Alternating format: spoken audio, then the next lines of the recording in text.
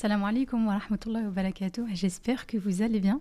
Bienvenue dans ce nouvel épisode de mon podcast Entre mes consultes by Hafsa. Ah, j'étais contente. Et moi, je commence à devenir toute rouge. Tu peux pas me tester sur les doigts. Vraiment, ça, je connais les règles. Je Toi, m'occupe de toi. Je t'ai bien vu. Ça. Pour ceux qui ne me connaissent pas, je suis psychologue, psychothérapeute et j'ai ouvert ce podcast pour pouvoir parler de la santé mentale, notamment de la communauté musulmane. Et aujourd'hui, je ne suis pas toute seule. Aujourd'hui, j'ai une invitée d'honneur qui n'est autre que ma consoeur, Wahiba Baou, que je vais laisser se présenter. Salam alaikum wa rahmatullah. Déjà, je suis trop contente d'être avec toi et de parler de ces sujets qui sont très très importants. Du coup, moi, c'est Wahiba Baou, psychologue spécialisée en psychologie islamique et en TCC. La psychologie islamique, je pense que tu as déjà dû l'aborder dans tes podcasts. Oui, dans la saison 1. Il y a un saison épisode qui parle de ça, donc on vous laissera regarder parce que les thématiques... C'est dense, c'est super dense comme thématique. Donc je suis spécialisée en psychologie islamique et je suis donc psychologue libérale et je suis aussi étudiante en sciences islamiques en dernière année. Masha'Allah, un parcours vraiment dense. Franchement, comme tu l'as dit, c'est une très bonne chose et je suis vraiment honorée de t'avoir là aujourd'hui parce que en dehors du fait qu'on est collègues, consoeurs dans le travail, on est aussi amis et amis passionnés toutes les deux de la psychologie. On peut avoir des débats pendant des heures et à ce moment-là, on s'est dit non, il y a des choses quand même, il faut qu'on puisse les partager. Et c'est tout l'objectif de ces quelques hors-séries qu'on va vous présenter pendant cet été 2025. Le premier épisode qu'on a décidé d'aborder ensemble, c'est l'impact de l'islamophobie sur la santé mentale des musulmans aujourd'hui en France. Oui, un sujet qui est très très important à aborder, qui est de plus en plus présent dans les consultations, parce que les gens se rendent compte en fait de plus en plus que ça a un impact en fait sur eux et la santé mentale. Mais avant ça, je te laisse définir déjà l'islamophobie, ce que c'est. Donc on a repris la définition du CCIE, le collectif contre l'islamophobie en Europe, qui définit l'islamophobie comme étant les actes d'intolérance, de harcèlement, de discours de haine ou de discrimination sanctionnant la pratique ou l'appartenance à l'islam ou le fait de vivre comme un musulman. Ce que j'ai trouvé important dans cette définition et la manière de l'aborder, c'est qu'ils vont vraiment venir insister sur 3 dimensions. Une, déjà, à titre individuel, donc les discriminations qu'on va avoir nous en tant que personne, mais aussi les violences qui vont être symboliques, les discours de haine, le harcèlement en ligne, notamment, pas forcément contre notre personne, mais contre les musulmans de manière générale. Et enfin, l'islamophobie institutionnelle. C'est pas ces éléments-là sur lesquels on va parler aujourd'hui. Ça va venir impacter, mais ce qu'on va aborder vraiment, c'est justement l'impact de ces 3 éléments, mais surtout la sphère au niveau individuel et comment subir de l'islamophobie, comment être victime d'islamophobie aujourd'hui en France va venir avoir un impact sur notre santé mentale. Tu l'as très bien dit, nous on l'entend de plus en plus dans le cadre de nos cabinets, dans le cadre de nos suivis. Peut-être qu'il y a d'autres confrères ou consoeurs psychologues qui ont aussi ces mêmes retours, ou peut-être même des médecins généralisés, je ne sais pas. Mais aujourd'hui, on le sait, il y a de plus en plus d'actes islamophobes. Pour ça, on a pris quelques données. Quelques chiffres, ouais. Sachant que l'islamophobie, pourquoi est-ce qu'on en entend plus parler, en tout cas des conséquences, parce que l'islamophobie, ça existe depuis quand même quelques années. C'est parce qu'elle est devenue... Elle prend plusieurs formes, l'islamophobie. Elle est masquée, elle est insidieuse et elle est parfois même assumée. Donc, tu vois, d'essayer de voir est-ce que c'est vraiment de l'islamophobie ou non, etc. Parce que parfois, c'est insidieux et puis c'est des petites phrases, tu vois, que tu vas entendre à droite, à gauche et en fait, tu te dis, en fait, non, ça, c'était de l'islamophobie, c'est quelque chose qui ne se dit pas. Donc, de poser des mots aussi sur ce que les personnes peuvent vivre, les personnes qui sont victimes d'islamophobie. Peut-être qu'on pourra en parler après, mais à titre personnel, j'ai déjà fait appel au CCIE et ça montrera aussi l'importance vraiment de leur présence et de se sentir soutenue. Mais on parlera après, je pense, des ressources, Inch'Allah. Mais concernant les données, on sait que les femmes, elles sont touchées. Tu as dit quelque chose d'important, et après je vais revenir sur les chiffres, mais tu as dit que ça pouvait être insidieux, ça pouvait être assumé. Et je pense que si on en entend autant parler aujourd'hui, c'est probablement parce que ça devient de plus en plus assumé. Et c'est devenu une espèce d'atmosphère générale. Parfois, sans même avoir d'insultes ou de phrases clairement islamophobes ou de comportements directement islamophobes, il y a une attitude, il y a une manière de se comporter. Et ça, je sais qu'en tout cas, j'ai certaines de mes patientes qui vont vraiment le ressentir dans le cadre du travail, notamment parce qu'elles portent le hijab, mais avec cette attitude qui fait qu'elles ne peuvent pas vraiment aller porter plainte ou s'offusquer ou s'opposer de ce qui va par rapport à ce qu'il leur est dit, mais que c'est vraiment sur cette limite de « moi, ça me pèse ». Je sens qu'ils ne me veulent pas du bien. bien. Je sens que c'est des choses qui me font du mal, que je me sens rejetée, effectivement. Mais je ne peux pas sauter le pas d'aller porter plainte ou d'aller signaler. Et pourtant, donc, pour donner du coup ces fameux chiffres, selon le CCIE, j'ai repris le compte-rendu de 2024 qui nous révèle que depuis 2022, il y a eu une augmentation de plus de 50% de cas signalés d'agressions islamophobes, ou en tout cas d'actes islamophobes. On est passé de 787 en 2022 à 1303 en 2023 et enfin 1316 en 2024. Donc ils ont doublé. Ils ont doublé en 2 ans. Et qu'est-ce qu'on entend du coup par signalement d'actes islamophobes ? Il va y avoir autant des violences, des injures, des diffamations ou de la discrimination. Sachant qu'il y a un élément important, tu sais que le gouvernement français recense le tiers. C'est-à-dire que lui, je crois qu'en 2024, ils ont recensé... Les chiffres sont différents. Les chiffres sont vraiment, vraiment très différents au niveau du recensement. Et ça montre aussi à quel point on délégitime le ressenti et à quel point on invisibilise aussi parfois cette souffrance qui ne veut pas être entendue finalement. Et ça peut engendrer encore plus de souffrance. Pourquoi ? Parce qu'on se dit, ce que je ressens, en tout cas les retours qu'on peut avoir peut-être en séance ou dans des discussions, etc. C'est minimisé. C'est minimisé. C'est pas si grave que ça. C'est peut-être moi qui fais trop de victimisation. C'est peut-être pas exactement d'islamophobie. C'est moi qui est trop focus sur ça. Et en fait, parfois, ça peut tomber sur certaines personnes qui ont ce genre de discours et puis se dire, ouais, c'est peut-être moi. Puis je devrais en faire peut-être un peu moins. Mais surtout, ça, c'est que les actes recensés. Ça veut dire qu'on ne parle même pas de ceux qui n'ont pas été annoncés ou des personnes ne sont pas allées porter plainte ou ne sont pas allées au bout de leur démarche. Et... On parlait tout à l'heure du fait que chez nos patientes, ça revient en particulier. C'est aussi parce que plus de 76% des actes signalés en 2024 ont été par des femmes pour des actes commis contre des femmes. Ouais. Parce qu'en fait, les femmes, elles sont plus visibles, notamment par le port du voile. Donc forcément, il y a plus d'actes qui ne sont pas des actes isolés, parce que parfois, on veut faire penser ou croire que c'est des actes isolés. C'est pas des actes isolés, c'est vraiment des actes islamophobes parce que c'est dirigé vers une population en particulier parce qu'elles sont visibles. C'est un facteur aggravant, le fait de subir des discriminations et notamment de subir l'islamophobie pour les femmes. Donc ça vient aggraver encore plus la santé mentale. Quand on voit que déjà, la santé mentale de manière générale des femmes, elles vont avoir une énorme charge par rapport à beaucoup de choses. Elles vont faire face à différentes discriminations dans le monde du travail notamment, que par exemple les hommes ne vont pas porter. Au-delà de ça, être femme issue d'une minorité, on se retrouve encore avec encore plus de discrimination. Et le fait de porter le voile, on se retrouve avec un espèce de trio gagnant. Et comme tu l'as dit, des facteurs qui vont être aggravants et qui vont venir que s'empiler les uns sur les autres. Tu sais, on a souvent cette croyance, je pense un petit peu comme les traumas. Si c'est pas un grand traumatisme, une agression, un accident, du coup, je peux pas vraiment dire que je suis traumatisée alors qu'il y a plusieurs formes de traumatisme.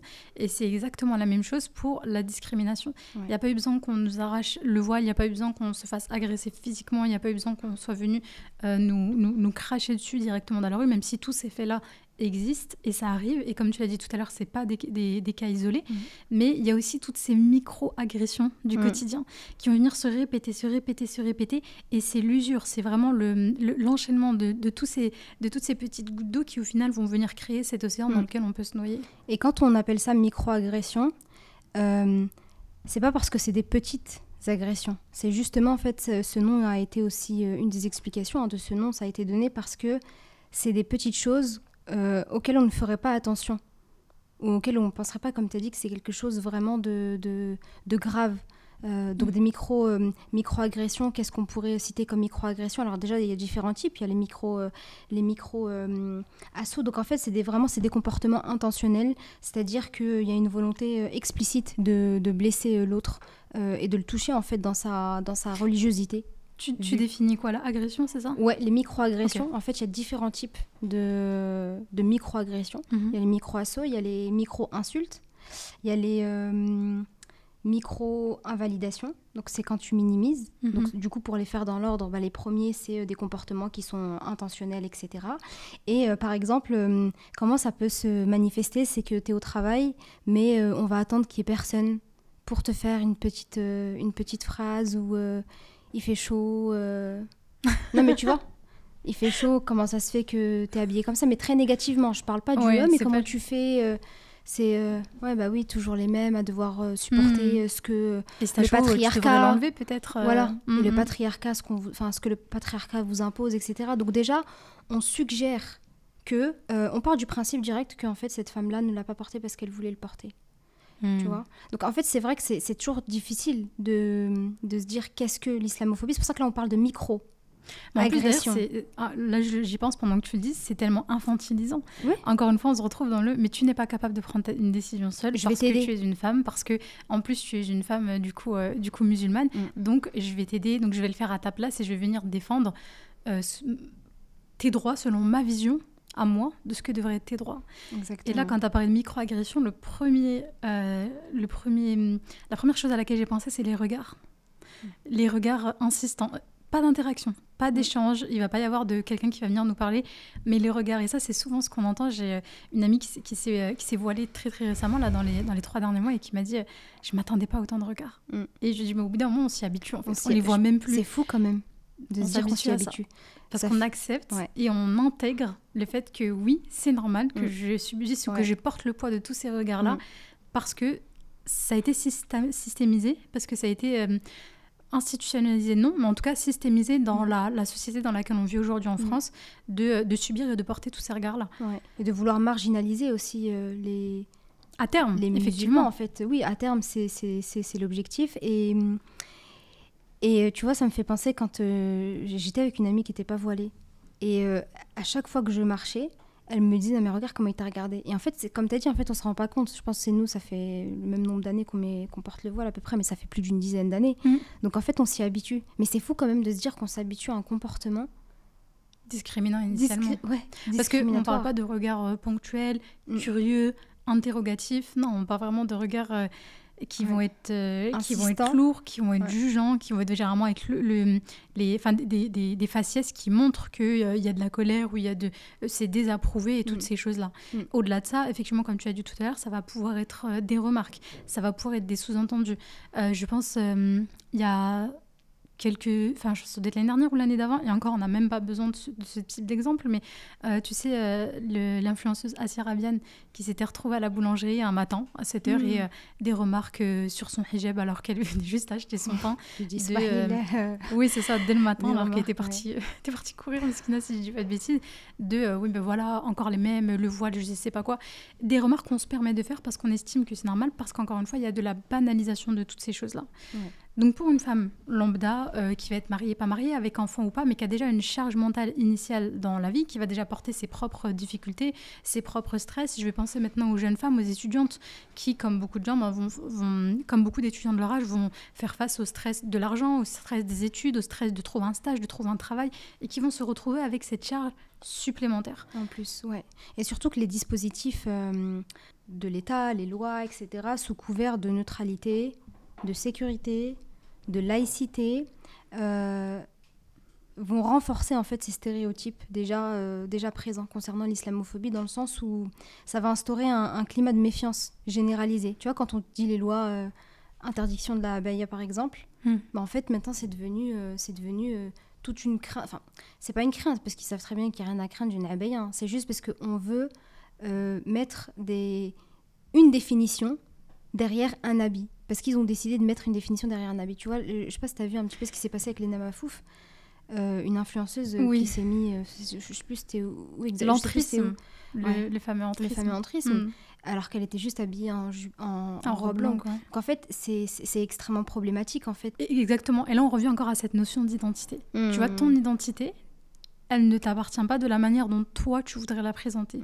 Tu vas venir avec des convictions, une vision de la vie, un positionnement, mais on va l'interpréter différemment et on va te retirer le droit de toi pouvoir te positionner et le défendre parce que on estime que comme tu portes le voile, alors tu véhicules telle et telle idée, alors tu véhicules tel et tel positionnement qui serait problématique au sein de la société. Et ça a un nom, notamment dans les études américaines, c'est ce qu'on va appeler aussi le stress racial. Le fait de devoir porter le stress le fait de devoir subir le stress d'appartenir à une certaine ethnie, à une certaine communauté qui est minoritaire dans une société qui va être majoritairement d'une autre ethnie, d'une autre communauté. Il y a des études qui ont montré qu'il y a un lien clair entre la discrimination, justement c'est des études américaines. C'est vrai qu'on va beaucoup parler d'études américaines, qu'il n'y a pas assez de statistiques, il n'y a pas assez d'études scientifiques en fait sur ce domaine-là, donc c'est pour ça qu'on va utiliser plus des chiffres américains, en fait, tout simplement, des études scientifiques américaines ou anglaises. Et en fait, il y a des études qui ont montré qu'il existe un lien clair entre la discrimination perçue et la santé mentale. Plus une personne va être sujette, va être exposée à des discriminations, plus elle est exposée à certains troubles psychologiques, à savoir la dépression, l'anxiété, des symptômes aussi de syndrome post-traumatique et des troubles aussi liés à la consommation de substances. Donc ça, on s'en rend pas compte, mais ça peut avoir un impact, alors pas direct, parce que généralement, c'est des facteurs, c'est multifactoriel, multidimensionnel. C'est des facteurs aggravants. C'est des facteurs aggravants, c'est que déjà, il y avait des facteurs prédisposants qui allaient emmener une personne vers une dépression, vers de l'anxiété, etc. Ça, c'est un petit peu la goutte d'eau, plus la goutte d'eau, plus la goutte d'eau. Mais en tout cas, c'est un facteur aggravant qui est à prendre en considération. Et j'avais vu une étude aussi qui disait que les personnes qui ont été discriminées ou insultées par rapport à leur foi ont un risque de 3,4 plus élevé d'avoir un diagnostic de dépression qu'une personne qui n'aurait pas. C'est énorme. Et ceux qui ont été aussi ciblés par la police, par exemple, dans des contrôles aux aéroports, etc., ils ont un risque de 2,6 fois plus élevé. De développer des symptômes dépressifs. Des symptômes dépressifs. Et c'est fou quand même ce chiffre, tu vois, juste par une simple phrase, juste par une simple remise en question de ton identité. Parce que tu es musulman ou parce que tu es musulmane, parce que tu portes le voile, etc. Et voilà, donc ça, c'est vraiment quelque chose à avoir en tête. Et bien évidemment, ce qui est très marquant, c'est que chez les femmes musulmanes, forcément, le risque de... Tu sais qu'il y a même un risque de consommation. Ça, je l'ai vu dans des études liées à l'addiction, parce que j'ai une petite spécialité dans les addictions, mais il y a un risque de consommation d'alcool qui est élevé, qui est doublé chez les femmes musulmanes. Consommation d'alcool. Ouais. Ah oui, après avoir vécu en fait de discrimination, il y a l'islamophobie, et sachant que c'est plus en fait c'est un peu comme un cercle vicieux, parce que c'est plus compliqué. Tu sais, une femme qui va venir consulter, qui porte le voile, tu vas pas forcément poser la question est-ce que vous buvez de l'alcool, vu qu'elle est musulmane.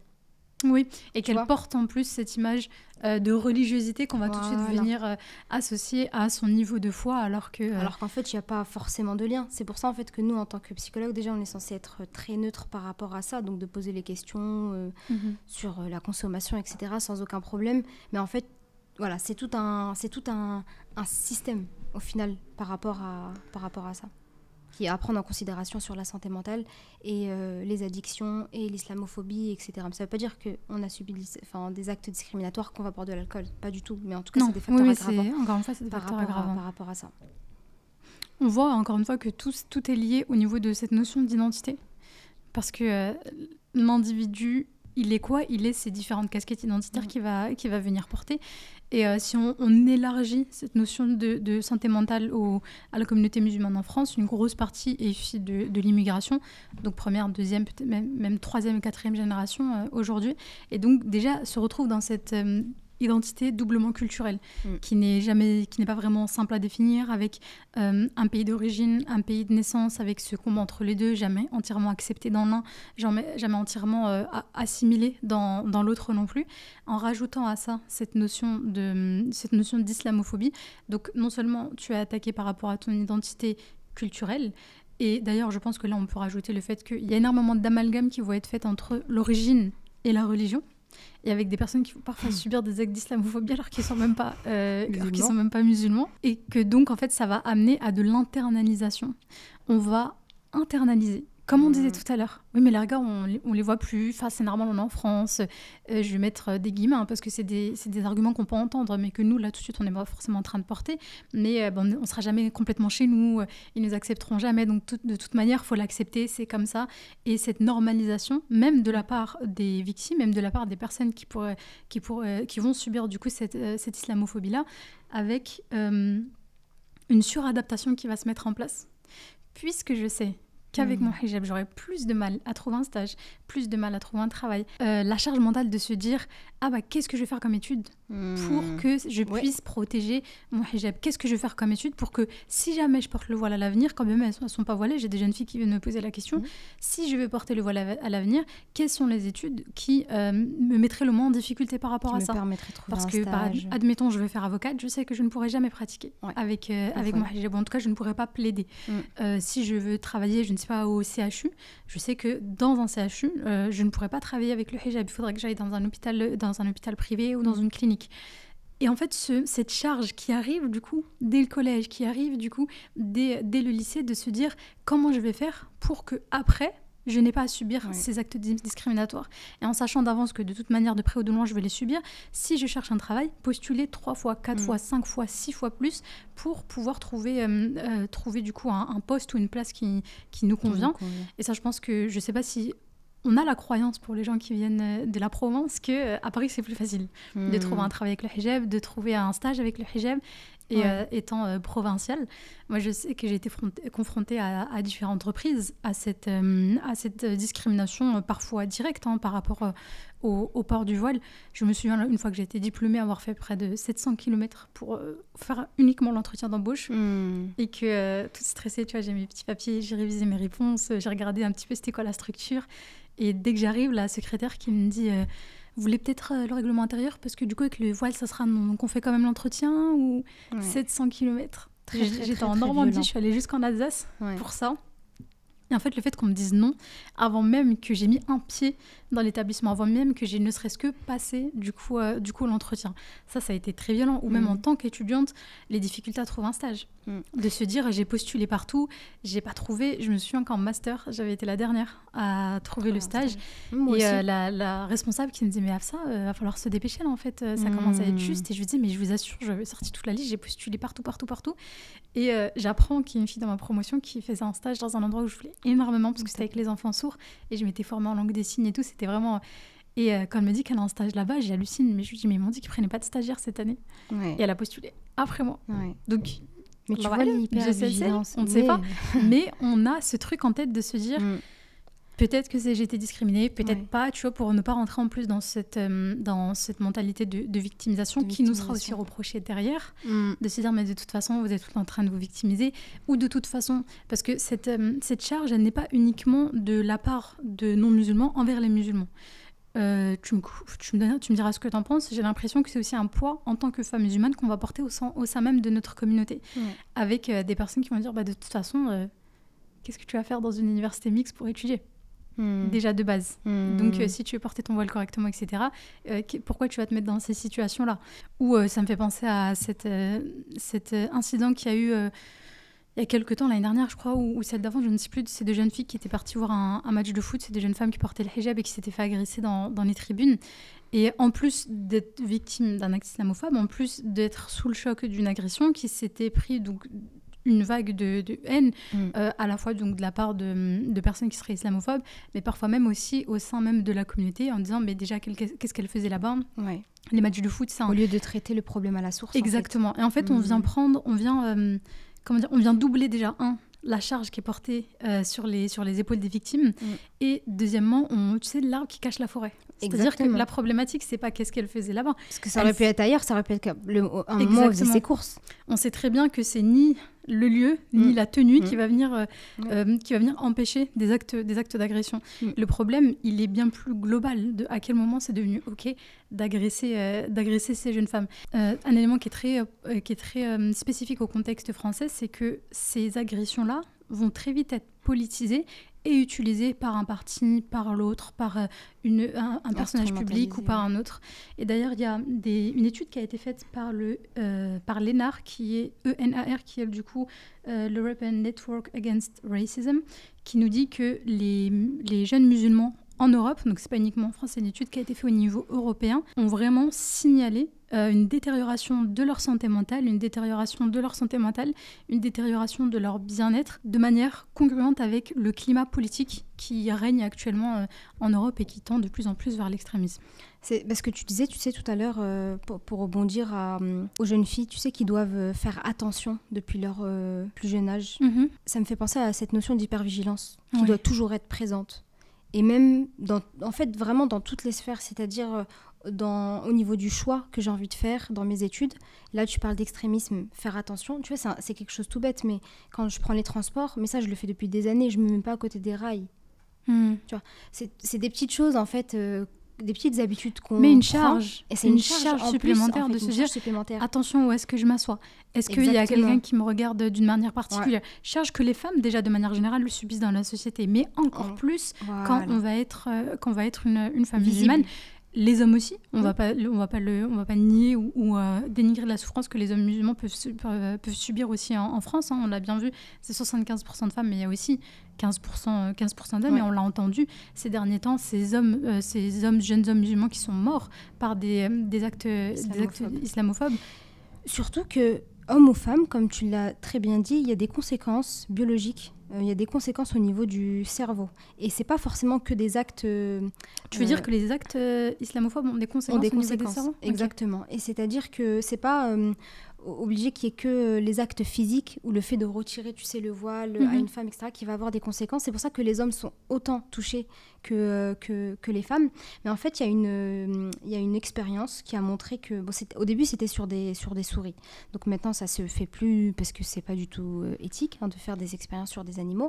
Mais ils ont mis des souris dans une cage pour leur faire subir une expérience sociale. Et en fait, ils ont mis une souris qui était physiquement plus faible, etc., que d'autres souris. Et ils l'ont mise de côté, cette souris-là. Et petit à petit, en fait, ils l'ont empêché d'avoir sa place, de pouvoir se déplacer, de pouvoir aller manger, etc. Et cette expérience répétée, elle a montré en fait qu'il y avait une modification durable du cerveau, mais sur plusieurs angles.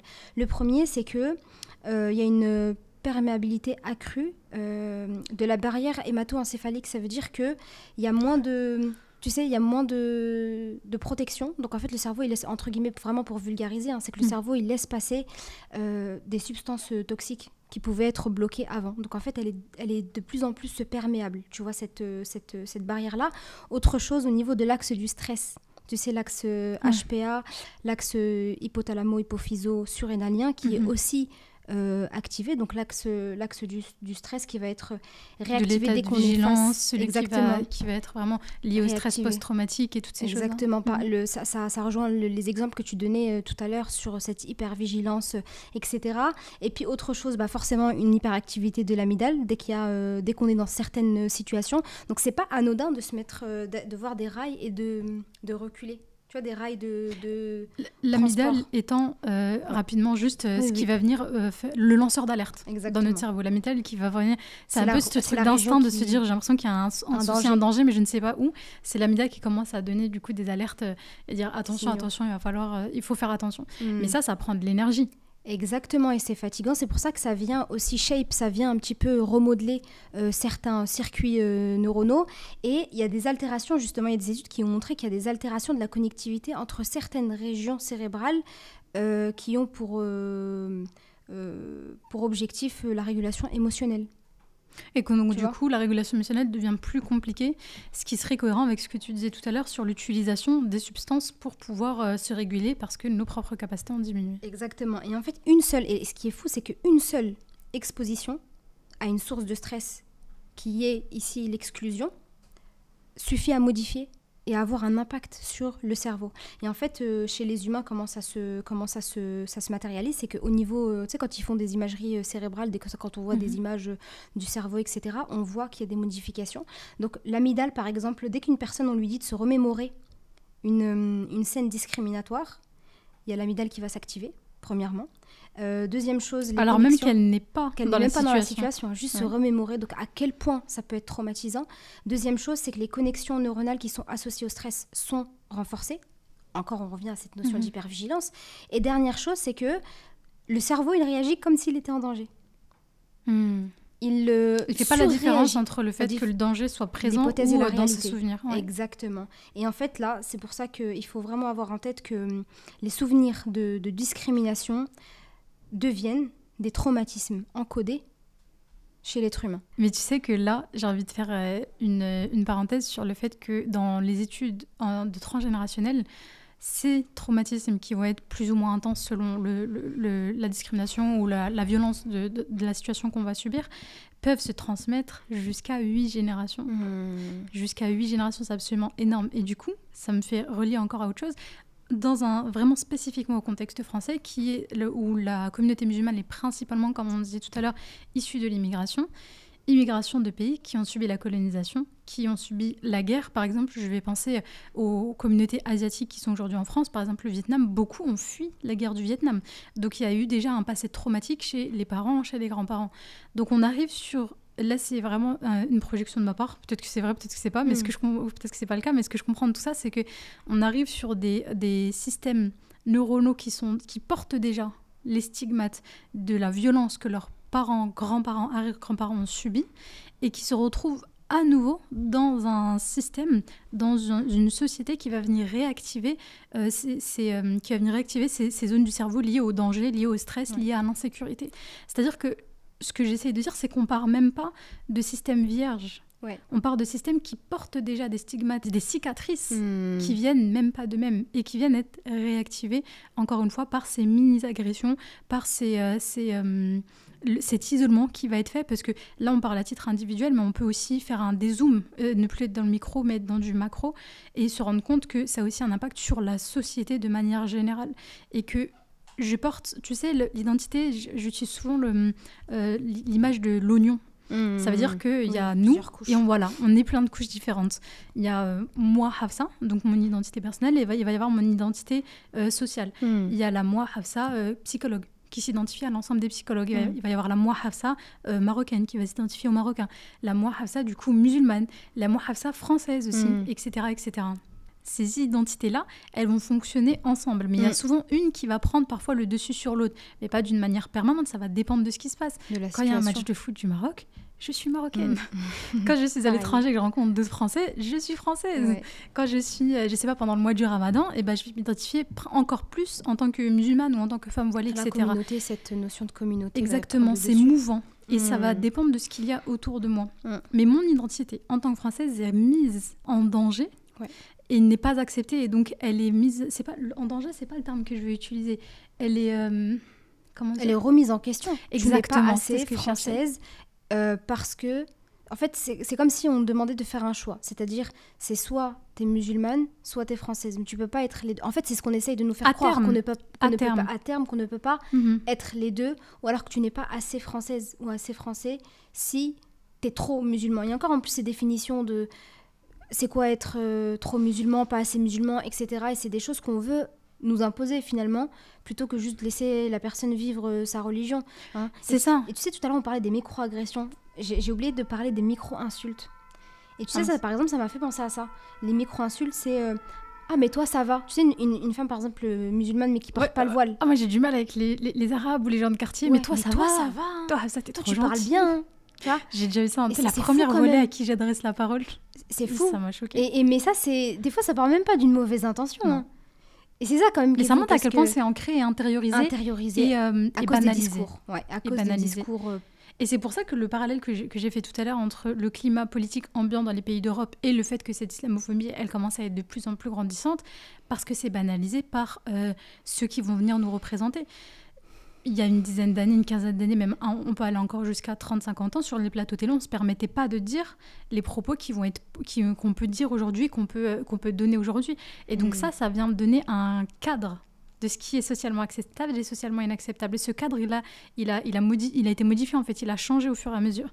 Et c'est ce qui nous amène à des extrêmes tels que le meurtre il s'appelle Abou Bakr, Oui, le meurtre d'Abou Bakr, et là je reviens sur cette notion d'identité. Ce meurtre-là, c'est pas nous qui l'avons subi. C'est même pas dans notre identité familiale. C'est pas dans notre identité culturelle, par exemple. Mais c'est dans notre identité de musulmans qu'on a aussi été touché par son décès. C'est aussi un traumatisme. Et qui vient aussi avoir un impact sur, du coup, notre santé mentale. Plus l'identité à laquelle on va s'identifier va être forte, moins on a besoin de répétition pour être choqué. Par exemple, quand c'est un membre de sa famille proche, ou nous en premier, ou un membre de notre famille proche qui va subir ces actes-là, un seul va suffire à profondément nous choquer, nous faire changer de comportement, peut-être rentrer dans de la parano, commencer à faire attention, encore plus attention, ne plus oser sortir. Mais quand bien même c'est une identité éloignée, c'est-à-dire les musulmans de manière générale en France, je vais m'identifier à eux, mais d'une manière, l'impact il va être moins fort que si c'est dans mon cercle premier. Mais la répétition de tous ces actes-là va avoir le même impact. Et de toujours entendre, tu sais, ces discours-là, on a fait un groupe de parole récemment avec l'association dans laquelle on est. C'est une association sur la psychologie islamique, etc. Et tu vois, j'ai ressenti beaucoup de colère. J'ai l'habitude d'avoir comme pourtant, on a l'habitude d'avoir des discours ou des histoires assez choquantes qui nous mettent vraiment dans tous nos états intérieurement, parce que c'est vraiment qui vont être difficiles à encaisser. Super grave, exactement. Et là, j'entendais vraiment des choses, mais absolument catastrophiques sur ce qui se passe. Je sais que ça existe, je sais que ça se passe, etc. Mais le fait de se dire que l'islamophobie, c'est pas quelque chose qui laisse seulement des blessures psychologiques, mais ça vient même modifier le cerveau, ça vient même avoir des conséquences physiologiques et biologique, ça va avoir un impact sur autre chose après, sur le stress qui augmente, l'efficacité au travail, la qualité de vie au quotidien, etc. Et ça impacte en fait beaucoup de sphères. Donc c'est pour ça qu'on parle à chaque fois de système. C'est pas juste moi en tant que, comme tu disais très justement, c'est pas juste moi en tant que Waiba qui va être impacté. Ça dépasse le cadre psychique, ça devient somatique, ça devient en lien avec le corps. Il y a des gens qui vont avoir un stress énorme en allant au travail à cause de ces discriminations-là. Et développer du coup de l'anxiété. Des maux de ventre, de l'anxiété, des TOC parfois, de la phobie sociale. On peut vraiment il y a vraiment beaucoup de conséquences qui peuvent avoir lieu à ça. Donc dans le cadre psychique, dans le cadre physique, mais aussi dans le cadre sociétal. Familial aussi. C'est les parents quand ils apprennent, par exemple, que tu as été victime. Moi, je sais que mes parents, quand ils apprennent ça, ils sont dans un état catastrophique, tu vois. Pour prendre un autre exemple, des jeunes femmes, par exemple, qui voudraient porter le voile et dont les parents, les proches ne laissent pas faire parce qu'ils ont peur pour elles, parce qu'ils ont peur pour leur sécurité, tout simplement. Ça va avoir ça va avoir un impact aussi du coup dans le cadre social, dans le cadre familial, dans le cadre professionnel, dans le cadre des études. On voit que c'est bien plus généralisé que « Ah mais ça va, c'était une blague » ou « C'était juste une remarque » ou « C'est pas non plus si courant que ça ». On voit que ça va venir vraiment impacter toutes les strates de l'identité du citoyen musulman aujourd'hui en France. Là, on a vu l'impact de l'islamophobie sur la santé mentale avec différents troubles, mais il y a aussi l'atteinte à l'estime de soi. La valeur qu'on se donne. Et ça aussi, c'est insidieux. C'est-à-dire que petit à petit, il y a des choses qui vont... des pensées qui vont arriver. « Ah, mais je suis peut-être pas assez. » Ou on remet en question tes compétences. C'est pas fait pour les gens comme moi. C'est pas fait pour les gens comme moi. Donc, en fait, on se met ce qu'on appelle des croyances limitantes. Je mets des gros guillemets parce qu'on entend beaucoup ce terme sur les réseaux, tu vois. Et qui pourtant est un réel terme. Un réel concept en psychologie. Un réel concept. Et en fait, ça va avoir un impact petit à petit sur l'estime de soi. C'est pour ça qu'il faut être aussi très... il ne faut pas se laisser faire. C'est-à-dire que il y a quelque chose qui arrive, il faut essayer de ne pas prendre ça à la légère. Parce que quand tu réagis, c'est pour la communauté aussi que tu réagis. Je te rejoins. Mais là, du coup, je rajouterais de la nuance en disant, mais quand c'est tellement normalisé, tu te rends même plus compte de ça. Tu te rends plus compte. Et ça, je pense que tu t'en es rendu compte comme moi. Ça m'a frappée quand j'ai commencé à interagir avec l'étranger. Quand j'ai commencé à voyager à l'étranger, quand j'ai commencé à étudier à l'étranger, quand j'ai commencé à avoir des projets qui étaient montés, des projets associatifs de manière internationale, quand j'ai vu la différence entre le traitement du coup, des musulmans en France et le traitement à l'international, c'est une autre galaxie. Ça m'a frappée. Et surtout, ce qui m'a frappée, c'est de voir à quel point j'acceptais tout ce que j'avais pu accepter et à quel point j'étais étonnée voire choquée de ce que pouvaient me présenter d'autres collègues. Je vais parler par exemple du Cambridge Muslim College, où j'ai pu faire ce diplôme d'Islamic Psychology l'année dernière. Et on avait des collègues d'un peu partout dans le monde. Et je me souviens de... Ils sont choqués. Déjà, quand j'expliquais un petit peu, non, mais je ne peux pas travailler en clinique ou à l'hôpital parce que le hijab, ça ne sera pas possible. Pour eux, c'était choquant. Ouais. Mais moi, de voir que c'est l'hôpital, je ne sais plus, je crois qu'elle était en Afrique du Sud, qui a financé, du coup, qui a financé le diplôme pour elle. Ouais. Et qui lui avait donné un bureau où elle pouvait, du coup, aller travailler, etc., qu'elle m'expliquait qu'elle avait droit à ses temps de pause pour la prière. Mais moi, j'ai été... T'es abasourdi. C'est pareil, quand j'ai fait ma formation avec le Khalil Center, il y avait des Allemandes. Et en fait, c'est l'hôpital où elles travaillaient qui leur ont donné des bourses, mais c'est un hôpital public, pour venir faire la formation de psychologie islamique. Et si tu fais la psychologie islamique, c'est problématique. Le mot même islamique, tu vois, c'est tout de suite exactement, on va tout de suite extrémisme, entrisme, au lieu de se dire il s'ouvre justement à la communauté, tout ce qu'on veut en isme. Exactement. Et en fait, je trouve ça fou. Je me souviens que quand on se présente, dans les groupes, c'était en Turquie, donc tu as des gens vraiment du monde entier, Malaisie, Indonésie, Canada, etc. Et là, quand j'ai dit France, on m'a regardé, on m'a dit Are you okay? Parce qu'en fait, il s'était passé une dinguerie juste avant en France et tout le monde en avait entendu parler. Je ne sais plus ce que c'était, on les compte plus. Ouais. Et en fait, il s'était passé quelque chose et c'est la première phrase qui il voulait t'offrir. Et tu sais, sur le coup, je me dis pourquoi? Je dis oui. Et c'est après, j'ai tilté, j'ai dit oui.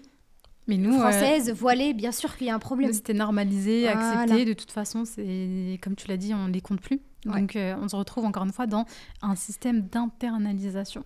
Et ce qui initialement va être c'est mon voisin un tel qui ne m'aime pas et qui est venu m'insulter par rapport à mon voile, devient systémique, devient sociétal et donc va venir impacter absolument toutes les sphères de notre vie. Une fois qu'on sait ça, et j'espère qu'on a pu vraiment mettre en lumière à quel point l'islamophobie allait avoir un impact dans le quotidien des musulmans et ce à différents niveaux, qu'est-ce qu'on peut faire par rapport à ça? Franchement, avant même de lire mes notes, j'ai envie de commencer par le reconnaître. Commencer par ne pas minimiser. Exactement. Vraiment, et ne pas délégitimer ce qu'une personne ressent, que ce soit au sein de la communauté, mais même au sein de la société. Parce que là, on parle d'islamophobie, mais on ne parle pas des Français qui ne sont pas musulmans. C'est-à-dire qu'il y a une minorité. On ne parle pas... c'est pas les musulmans contre les non-musulmans.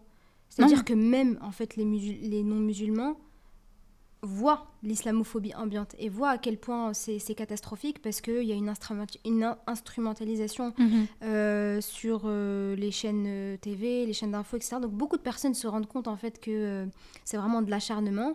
Mais c'est important, vraiment, de ne pas minimiser. Et quand vous entendez qu'il s'est passé quelque chose, que quelqu'un vient vous raconter... mais dans le cadre du travail, dans la rue, des amis. Juste déjà de prêter une écoute attentive et ne pas dire « Ouais, mais t'es pas la seule à l'avoir vécu. Oui, mais toi aussi, tu focuses. Oui, mais toi aussi, tu prends tout pour toi. » Juste, on écoute, on prend en considération ce que la personne a dit, puis après, on voit ce qu'on en fait. Tu vois ? Tu sais, ça me fait penser au fait qu'on parle des hommes comme étant des alliés dans le fait que, par exemple, les féminicides. Les féminicides, c'est des hommes qui tuent des femmes, tout simplement. Mais au lieu de prendre les hommes comme étant les ennemis et la cible à abattre et que de toute façon c'est les uns contre les autres, non. De dire il y a des agresseurs parmi les hommes, mais les autres hommes en fait ne peuvent pas rester sans rien faire et doivent être alliés. Le fait de supporter, le fait d'ouvrir des espaces de parole, le fait de soutenir les femmes de manière générale, les femmes qui vont être victimes de féminicide.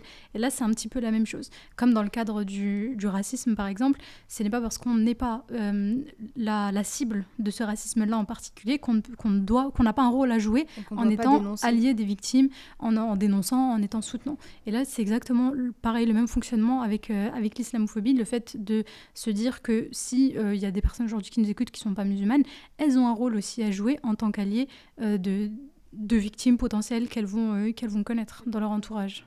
Il y a surtout aussi un élément important, c'est de ne pas s'isoler. Oui. De ne pas s'isoler parce que l'isolement, c'est ce qui va générer ce stress-là. Tu sais, l'expérience de la souris, en fait, c'était ça, c'est qu'elle a été isolée. Et c'est pour ça qu'il y a eu cet impact-là. C'est pour ça que je disais ne pas se laisser faire, d'avoir des ressources aussi.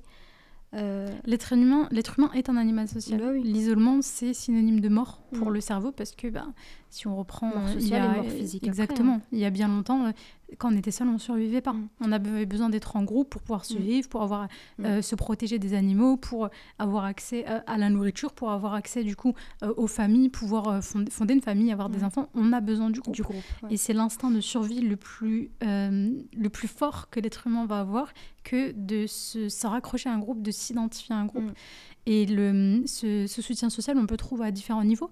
On peut le trouver dans des groupes de parole sur des actes de racisme de manière générale. On peut le retrouver dans des groupes de parole spécifiquement pour les personnes musulmanes. On peut le retrouver dans des groupes de parole pour les femmes musulmanes aussi. C'est vraiment à différents niveaux selon la sensibilité que chacun va pouvoir avoir. En thérapie individuelle aussi. En thérapie individuelle, c'est quelque chose qui peut être travaillé et accompagné. Et je pense aussi à l'impact dont on n'a pas parlé jusque maintenant, mais c'est au niveau spirituel. À quel point l'islamophobie va venir impacter sa spiritualité. Ça peut aller dans les deux sens. Ça peut aller autant dans...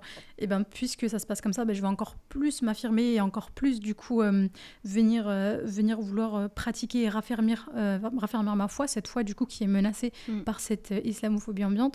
Ou à l'inverse, avoir peur des conséquences parce qu'on a besoin de ce travail, parce qu'on a besoin de cet argent, parce que justement la peur d'être isolé socialement, parce qu'on n'a pas les mêmes ressources, parce qu'on n'a pas les mêmes familles, parce que beaucoup de choses se jouent, et donc d'avoir l'impression de devoir diminuer, minimiser, invisibiliser sa pratique et être dans cette dissonance cognitive de je veux porter le voile, je suis en accord avec ma religion et par exemple je me sens apaisée quand je le porte, je vais me rapprocher d'Allah, mais j'ai tellement peur sociétalement de ce qui se passe, j'ai tellement peur de me faire agresser, j'ai tellement peur de perdre mon travail que du coup je ne vais pas le faire, et donc je suis dans cette souffrance parce que dissonance entre mes valeurs et les actes que je vais mettre en place parce qu'ils sont notamment guidés par la peur. Et pour cette dissonance même cognitive, elle se manifeste même dans les pratiques religieuses, à savoir la prière.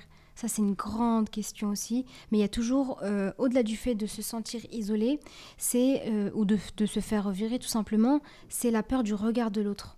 Qu'est-ce que les autres vont dire, même si ça peut arriver qu'il y ait des personnes, ils ont leur espace pour faire la prière, mais il y a toujours ce truc de... Mais qu'est-ce que les collègues vont penser ? Est-ce qu'à un moment donné, c'est pas quelque chose qui va être...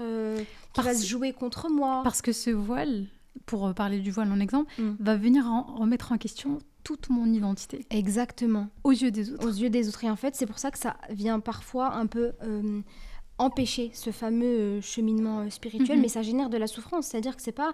Il faut pas voir ça comme... C'est pour ça l'importance de ne pas juger les femmes qui veulent porter le voile mais qui ne le portent pas, ou même celles qui ne le portent pas parce qu'elles ne veulent pas, peu importe, mais de ne pas juger justement ce cheminement parce qu'on ne sait pas à quel point cette dissonance lui génère de la souffrance. Il y a des femmes pour qui c'est très facile de le porter, c'est même facilité au travail, elle a des collègues super sympas, une hiérarchie qui comprend, qui est pas du tout problématique à ce niveau-là. Et pour d'autres personnes, c'est plus compliqué. Elle a déjà la famille qui est un petit peu embêtante par rapport à ça, qui veut pas qu'elle le porte.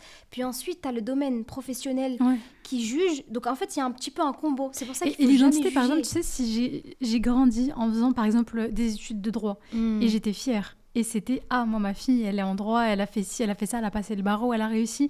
Et donc, une grosse partie de mon identité est construite autour de cette fierté-là. De mon identité professionnelle. Et si je mets le voile, je me bloque par rapport à ça. Et donc qui je deviens si je ne peux plus aller plaider, qui je deviens si je suis mise à la porte de mon cabinet d'avocat ou quoi que ce soit, et que du coup je dois trouver d'autres issues ailleurs, mais qui est-ce que je deviens alors que j'ai construit 10, 15, 20 ans de ma vie autour de cette identité-là professionnelle. Et c'est la valeur intrinsèque en fait qu'on se donne et qui doit être travaillée. C'est pour ça que la spiritualité, faut la voir aussi comme un levier, c'est-à-dire qu'elle peut être impactée, mais c'est quelque chose aussi qui doit nous apporter une certaine résilience. Et toujours avoir aussi cette notion qu'Allah subhanahu wa ta'ala, il sait très bien ce qu'il y a dans les cœurs, lui demander de l'aide par rapport à ça, et toujours rester dans cette intention noble qu'Allah subhanahu wa ta'ala nous facilite, ne serait-ce que pour la prière, etc. Il y a beaucoup de facilités, beaucoup de choses qui permettent de réduire cette dissonance-là et de ne pas être dans ce biais cognitif, cette manière de voir le monde qui est rigide, c'est soit noir, soit blanc. Soit je suis un musulman invisible aux yeux de la société, soit je suis le musulman qu'on voit, etc. Après, chacun peut choisir en réalité. Bien sûr. En tout cas, il ne faut pas s'imposer ce choix-là et de se dire c'est soit comme ça, soit comme ça. Cette vision binaire, elle génère de la souffrance. Et pour réduire cette souffrance-là, pour essayer de réduire cette dissonance, d'analyser en fait les situations au cas par cas et ne pas faire de généralité par rapport à ça. Oui, tu disais tout à l'heure que pour certains, ça va être beaucoup plus facile d'assumer, par exemple, le port du voile. ou de demander d'avoir son vendredi pour aller à la prière, ou d'aller faire les études qu'on souhaite, ou enfin voilà, à n'importe quel niveau. Mais ça me fait penser aux forces et aux faiblesses qu'on va chacun avoir, même dans la religion. Pour d'autres, ça va être le ramadan qui va être difficile, pour d'autres encore, ça va être la tenue, ou ça va être la musique, ou ça va être la prière, ou la prière de l'Fajr en particulier. Il y a plein de... En fait, on est tous différents dans nos combats. Et ce qu'on vit là, ça me fait vraiment penser à ce que vivait le prophète Mohammed sallallahu alayhi wa sallam quand il était encore à Mecca, et que c'était pas du tout exactement, qu'il était attaqué quotidiennement, que ça soit lui, que ça soit du coup le reste de sa communauté. C'est un petit peu l'équivalent de ce qu'on est en train de vivre ici. Donc se poser la question, aller lire, se renseigner comment il a réagi, comment il s'est positionné. Et là, j'aimerais insister sur quelque chose. Est-ce qu'il est allé insulter les gens? Est-ce qu'il est allé rendre les coups? Est-ce qu'il est allé s'imposer dans cette société qui ne voulait pas de lui? Comment il a agi exactement par rapport à ça? On vous laissera les regarder, chacun lira, se renseignera et en tirera les conclusions, les conclusions exactement, et les sagesses qui seront propres à lui. Et je tiens à rappeler aussi encore une fois, il n'y a aucun partenariat avec le CCIE dans le cadre de ce podcast, mais aujourd'hui, ils font un travail qui est quand même extraordinaire. Je tiens à rappeler, et je dis encore une fois, il n'y a pas de partenariat, mais qui vivent uniquement des dons. C'est un collectif qui vit uniquement des dons, d'aller soutenir ce genre d'initiatives qui sont là pour soutenir les musulmans, pour les accompagner, pour les épauler dans le cas où on veut aller combattre, dans le cas où on veut aller demander son droit lorsqu'on a été victime d'actes islamophobes. C'est quelque chose qu'on en a déjà fait. Dans le cadre de notre parcours. Toi, c'était par rapport aux études, je crois, si en fait, c'était ça. Je savais qu'ils existaient. J'étais en 2e année de psycho et j'accompagnais ma sœur dans une porte ouverte de lycée.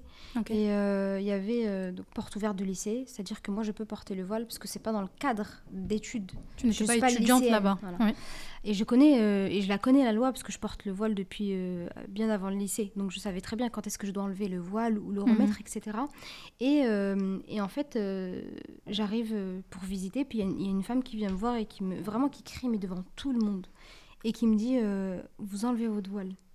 Et au début, quand elle m'a interpellée, je pensais que j'avais fait vraiment tomber quelque chose. Tu sais, j'étais peut-être un peu naïve. Et je me retourne, je me dis oui, tu sais, je souris. Et puis elle me dit non, il faudra enlever votre voile. Et là, je lui explique. Non, vraiment gentiment, elle me dit peut-être elle sait pas. Donc je lui explique que je suis pas étudiante, etc. Et là, il y a son mari qui se met en face de moi et qui me crie vraiment. Mais c'était des membres du lycée? C'est après que je l'ai su, que c'était une enseignante. Au début, je pensais que c'était peut-être un parent lambda. Et le problème, c'est qu'il y a d'autres parents qui sont passés et qui ont dit oui, on en a marre de ça. Ah oui. Donc en fait, tu vois, ça rajoute. Et vraiment, il y a eu pas mal de personnes, tu vois, une dizaine de personnes. Et puis moi, j'étais là. Et dans ma tête, en boucle, j'avais je vais contacter le CCIE.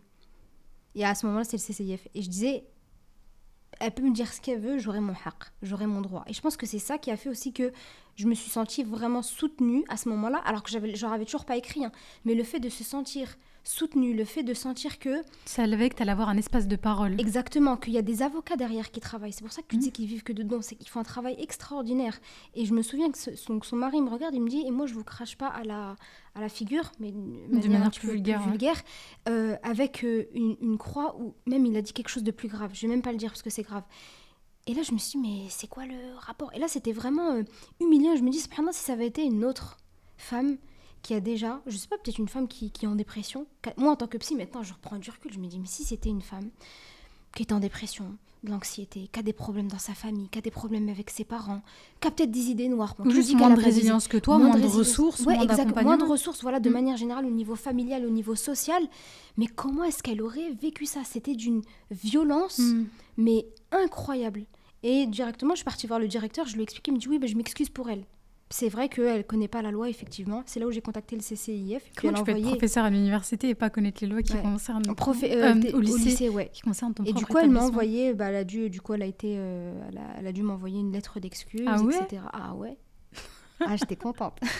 Mais tu vois, ça te en fait, on reconnaît ta souffrance. On t'a fait du tort. Pardon. Voilà. Exactement. Et c'est ça, en fait, je trouve qui est vraiment top pour ce genre d'initiative. En fait, le CCIE, ça permet vraiment de se dire, ok, c'est pour ça que tout à l'heure, tu sais, je te disais, il ne faut pas se laisser faire. C'est ça quand je dis il faut Mais pas se c'est pas laisser facile. faire. Des fois, on en a marre de combattre. Oui, c'est vrai il y a plein de choses qui peuvent arriver. Puis je me dis, bon, là, c'est parce qu'il y a... j'ai ni le temps déjà. Et j'ai plus l'énergie, en fait. Ouais. Puis tu laisses et puis... Tu priorises. Et puis voilà, mais il est vrai que si chaque fait était relevé, était fait remonter, ça aurait peut-être plus de poids. On ne sait pas. Mais en même temps, encore une fois, tu vois, on met la charge sur les victimes. Ouais. Mais va porter plainte. Toi, déjà, tu t'es fait agresser. En plus, tu en souffres et peut-être ça t'a déstabilisé. Mais il faut que tu ailles encore plus aller à la police, te poser devant, commencer à faire une déposition et aller de plus en plus loin. Pourquoi ? Je comprends que certaines victimes se disent mais je suis déjà tellement déstabilisée par ce que j'ai vécu, j'ai pas envie de me rajouter ça. Se dire je vais même pas être écoutée. Au-delà de ça, déjà. Et là encore, on peut faire le parallèle avec les femmes qui vont être victimes d'agressions sexuelles et qui vont avoir cette même charge de je ne vais pas être écoutée. Et en plus de ça, je suis déjà victime de ce que je porte. J'ai pas encore plus tu as besoin d'avoir cette charge de mais pourquoi t'es pas allé porter plainte et pourquoi t'as pas fait ci, pourquoi t'as pas fait ça. Ouais. Mais j'ai fait aussi appel à eux dans j'étais à Master 2, moi, donc un peu plus grande. Et je faisais une recherche sur... si ça intéresse quelqu'un, je faisais une recherche sur les neuromythes, l'impact des neuromythes du coup chez les enseignants du second degré en France, donc c'est-à-dire collège-lycée, et toutes les croyances que les enseignants peuvent avoir sur le fonctionnement du cerveau. C'est hyper intéressant. Ouais. Donc franchement, moi j'ai trouvé ça trop bien, j'étais trop contente. On avait signé des conventions parce que c'était dans le cadre universitaire. J'ai été avec la camarade de classe qui travaillait avec moi sur ce sujet-là. On s'est déplacé dans des lycées et dans des collèges pour faire passer des questionnaires au maximum d'étudiants, au maximum d'enseignants. Donc on les a contactés, ils ont accepté de nous laisser intervenir, c'était une demi-journée dans la salle des professeurs, on s'asseyait, on faisait remplir le maximum, après on partait sur base du bénévolat. Et tout était signé, c'était conventionné par l'université, par moi, par le lycée, etc. Sauf que bien sûr, ça s'est fait à distance, c'était des échanges de mails, c'était des appels. On n'a pas vu que Hafsa partait un voile sur sa tête. Et du coup, ça a tout changé. Il y a eu 2-3 établissements, ça s'est bien passé. J'ai vu des regards, mais bon, je m'en doutais, donc j'ai pas été plus... Enfin, il s'est rien passé de plus. Et arrive ce lycée où j'y vais. Donc avec ma camarade, je rentre directement. Je me fais interpeller par une surveillante, le voile, tout ça. Après, je pense que c'est parce qu'on fait jeune toutes les deux. Donc quand on rentre dans des lycées, ils pensent que... Peut-être qu'on pense qu'on est des lycéennes encore. Moi, c'était le cas. Elle pensait que j'étais lycéenne. Master 2 quand même. Hein. Oui, mais elle pensait que j'étais lycéenne. Je lui dis non, c'est dans le cadre... Je montre la convention signée, etc. Elle me dit, ok, écoutez, la salle des professeurs, c'est là-bas. J'y vais, je m'installe. Des professeurs toujours étonnés de voir une femme voilée, ce que je peux entendre dans le cadre du lycée dans lequel ils ne sont pas du tout habitués. Donc, je leur présente mon projet. Et je suis en train de faire passer un questionnaire à un professeur quand il y a une dame qui rentre, qui me regarde et qui repart directement. Genre vraiment, mais c'était précipité, tu vois. Je m'occupe de toi. Je t'ai bien vu. Et elle revient du coup avec le proviseur et qui me dit mademoiselle, et genre devant tous les profs, tout le monde se retourne et tout. Tu sais, moi, je commence à devenir toute rouge. Et il me dit, vous enlevez votre voile ou vous partez ? Et je commence à lui réexpliquer que je suis universitaire, qu'on a signé une convention. Oui, j'entends bien, mais vous enlevez votre voile, vous partez, parce que moi, si j'avais su, j'aurais jamais signé la convention. Et du coup, il me dit ça directement. Ma camarade, quand on parle du fait que nos musulmans doivent être des alliés, ma camarade qui dit, à ce moment-là, je suis désolée, je vous avais pas prévenu qu'elle était voilée. Moi, je me retourne vers elle, je dis, mais à quel moment tu dois les prévenir ? En fait, ça m'a encore plus énervée. Et en fait, je me suis sentie seule. Tous les professeurs qui me regardent, le proviseur qui est de groupe aussi, assez agressif. Tout le monde va, C'est ça. Et ma seule alliée qui était ma camarade, qui panique et qui me jette en fait dans la fosse au lion. Et je lui dis, mais en fait, je vais pas l'enlever. Et donc, je suis partie. Et je me souviens, j'en ai pleuré parce que j'ai trouvé ça tellement humiliant de voir tout le monde qui te regarde et toi qui t'en vas comme ça. Et donc, c'est suite à ça que j'ai fait appel au CCIE. Et il y a eu un échange de mails. Alhamdoulilah, j'ai eu l'université qui m'a quand même bien soutenue. Ma professeure principale, qui est responsable des M2, qui avait contacté. Il y avait eu un échange de mails avec le CCIE à l'intérieur. Et le collège d'après, même scène, qui commence à me parler du voile. Et sauf que là, du coup... Suite à mon échange avec le CCIE, j'avais tous les arguments en tête. J'ai ressorti le mail, j'ai sorti les lois, j'ai sorti ci, j'ai sorti ça. Et c'était écoutez, essayez de faire vite et vous sortez pas de la salle des profs et dès que c'est fait, vous partez. Mais parce que là, je me suis affirmée, parce que j'avais les outils, parce que je pouvais argumenter et j'ai expliqué qu'il s'était passé quelque chose il y a quelques semaines avant, que j'avais fait appel au CCIE, que je n'hésiterais pas à le faire à nouveau. Mais je me suis défendue parce que je me suis sentie soutenue et parce que je me suis sentie épaulée aussi. Et surtout, un élément aussi qui est important et concernant les ressources, parce que là, on arrive un petit peu à la fin de notre échange. Concernant les ressources, c'est très important, quand je parle encore une fois de cette notion de ne pas se laisser faire, de connaître les lois et de connaître nos droits. Ça m'a fait penser, j'avais fait aussi une formation de psycho, et c'était dans un lycée, mais c'était une formation pour adultes. 2 jours... C'est toi qui donnais la formation non, ou tu c'est étais... moi qui prenais... Je venais d'être diplômée, sauf que moi, je connais le voile. Tu peux pas me tester sur les lois. Vraiment, ça, je connais les règles. Et en fait, il est venu me voir. Mais tu vois, juste un truc, charge mentale supplémentaire. Oui, Dès devoir plus jeune connaître âge, des on choses. doit aller regarder des se textes de justifier. loi que C'est ça. peu de gens connaissent ici. Exactement. Et devoir se justifier, t'es dans le privé, t'es dans le public, t'es dans quel cadre? T'es dans le cadre de formation professionnelle privée ou publique, etc. Subventionné par qui? Et tu vois, on anticipe tout ça. Et je pas, savais à très bien, l'avance. j'ai une formation, j'y vais. Voilà, moi je savais très bien à l'avance. penser, J'avais payé cette formation, je savais très bien, etc. Et il me dit donc d'enlever mon voile. Donc qu'est-ce qu'il s'est dit? Elle va l'enlever facilement. Parce qu'en fait, j'ai appris plus tard que... 1m50. Voilà, tu sais qu'il faisait vraiment... Il faisait 1m90, 2 mètres. Alors regarde, comme ça. J'ai regardé. Je dis, est-ce que vous pouvez me ramener le texte? Il me dit, quel texte? Je dis, si vous me demandez d'enlever, c'est qu'il y a un texte quelque part. Non, c'est juste qu'ici... Voilà. Non, je dis, vous me ramenez le texte. Si jamais, je pars. Et du coup, j'irai payer une formation. Plus tard, je demande un remboursement et j'irai payer une formation ailleurs. Parce que c'était du coup le responsable de la formation? C'était le responsable de la formation. Et en fait, j'apprends plus tard qu'ils disent souvent ça. C'était la secrétaire qui est venue me parler et qui m'a dit, en fait, t'es pas la première à qui il demande d'enlever le voile, mais t'es la première qui a pu le garder parce qu'en fait, c'est autorisé. Et à chaque fois, c'est des femmes qui venaient... Elle ne questionne pas. Parce que c'est intériorisé et parce que c'est institutionnalisé mais c'est en France, du coup, c'est normal. C'est normal. C'est pour ça que c'est important de connaître, parce que ça aussi, c'est une ressource et une force intérieure que tu construis, parce que tu te dis, je sais les choses que je peux faire et les choses que je ne peux pas faire. Quand j'allais au lycée, j'enlevais le voile, c'est interdit. Qu'est-ce que je vais garder mon voile? Je l'enlève. Je sais où est-ce que je peux le garder, où est-ce que je peux l'enlever. Donc ça, déjà, ça te laisse une certaine marge de manœuvre pour ne pas te retrouver dans des situations humiliantes, ou même tu te dis, pire, si je savais, je me serais pas mise dans cette situation et je l'aurais pas enlevé, parce qu'après t'es dégoûté, tu dis mais en fait j'ai enlevé mon voile alors qu'en fait c'était autorisé. Et ça on n'en a pas parlé, c'est un vrai impact oui. D'enlever son voile quand tu le portes depuis longtemps, c'est vraiment, je pense que le parallèle que je faisais à mes amis qui étaient dans le musulman, je leur disais c'est comme si là on te disait d'enlever ton haut et de te balader en soutien-gorge. Moi ça me faisait le même effet. Et vraiment on se retrouve du coup à développer des techniques. Tu sais que j'ai une amie, on va vraiment s'arrêter là-dessus, mais j'ai une amie qui a fait des études de médecine et pour ne pas enlever son voile, elle s'est rasée la tête. Ah ouais. Elle s'est complètement rasée la tête du coup, pour justifier le fait qu'elle garde son voile pendant le stage. C'est extrême, mais ça montre à quoi on est mené ou jusqu'où on doit aller quand tu veux protéger ton identité et tes valeurs qui te sont propres et qui te sont chères. J'espère qu'on a pu apporter des éléments concrets sur l'impact de l'islamophobie sur la santé mentale, sur à quel point ça allait venir toucher les différentes facettes de notre identité individuelle, spirituelle, cognitive. Tu parlais tout à l'heure de neurologique, l'impact sur le corps aussi, impact au niveau sociétal, et d'avoir donné peut-être quelques clés pour essayer, Inch'Allah, de s'en prémunir. Encore une fois, que ce soit à titre individuel ou plus à titre communautaire, qu'est-ce qu'on peut mettre en place, de quels outils on peut se saisir, de l'importance aussi de ne pas s'isoler, d'en parler, de se former, vraiment d'avoir des...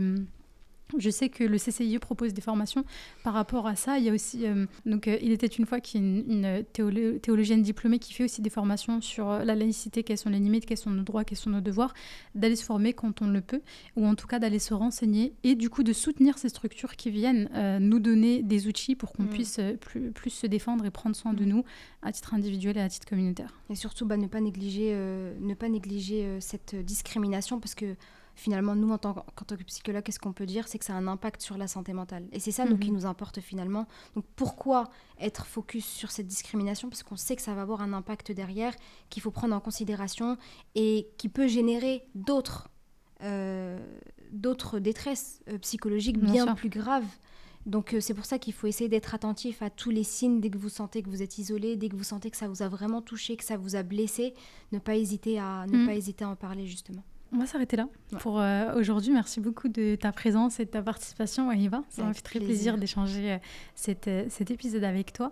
Merci à vous pour votre écoute, pour votre présence. N'hésitez pas à nous dire dans les commentaires si vous-même vous avez déjà vécu ce genre de situation ou pas. Qu'est-ce que vous avez pu développer, qu'est-ce que vous avez pu faire pour essayer de prendre soin de vous suite à un acte discriminatoire, un acte islamophobe que vous avez pu vivre. Et on se dit à très bientôt pour un nouvel épisode, Inch'Allah. Salam alaikum. Salam alaikum wa rahmatullahi wa barakatuh.